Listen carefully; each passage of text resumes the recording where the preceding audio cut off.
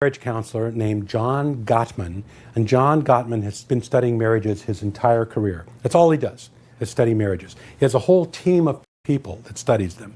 And he claims that he can predict whether or not a couple is going to get divorced with a 91% accuracy rate within the first 10 minutes of meeting them if they show the signs of fruitless fighting. Do you want to know what those signs are? It's scientifically proven that if you show all these signs, your marriage is in trouble. Well, the first sign is what we call harsh startup. Harsh startup means we need to talk. The harsh startup is you did it again. The harsh startup is beginning the conversation already abruptly, already negatively, and already with a hostile attitude. Well, the next sign is actually four things. Gottman calls it the four horsemen. It's defensiveness, contempt, which we've already talked about, criticism, and stonewalling. Those are the four horsemen that together make up the next sign of divorce. Now, what is stonewalling? We are sorry to interrupt you, but before we move on to the next point, we noticed that a lot of you are returning viewers who have not subscribed. If you've enjoyed our content, subscribing would mean the world to us.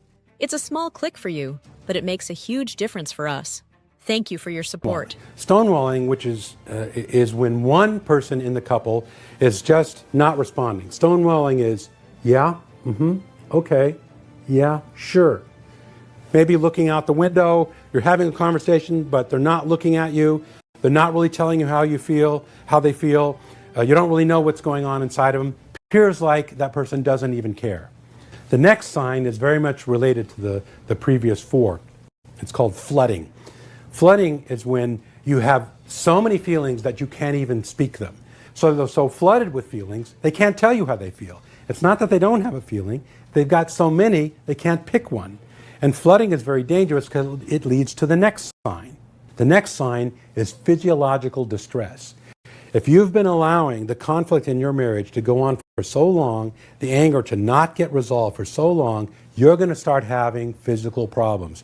You're going to start having ulcers, backaches, neck aches. You're going to start drinking more. You're going to start having physiological problems. You're going to start failing from the inside.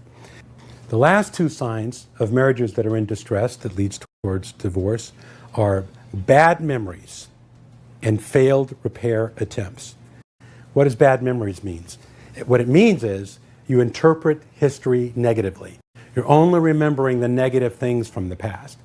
It's like, yeah, I remember our wedding. Yeah, he was late. He was late to that. He's still late today. You forget all the good things and you remember all the bad things.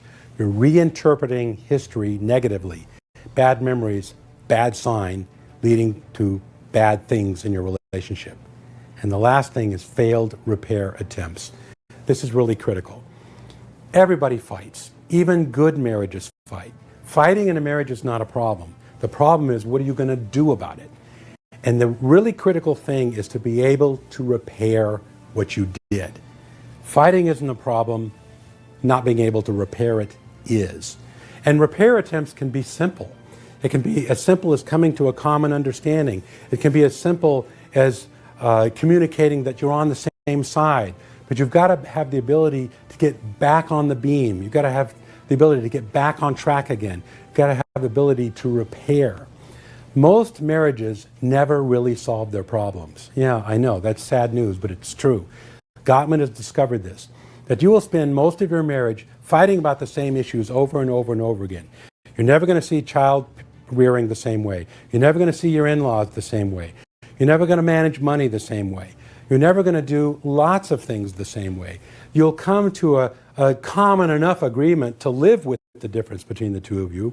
But for most things that you fight about, you never do come to a common understanding of them. So why do people fight? You fight because you want to be connected. You feel disconnected and you're fighting to be reconnected. You think you're fighting about money, you think you're fighting about her parents, but you're not. You're fighting because I need to feel connected to you and I don't.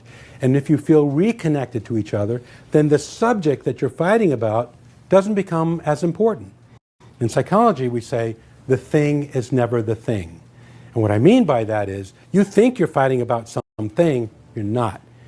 You're fighting about whether or not we feel connected. And once we do feel connected, the thing all of a sudden doesn't seem so important.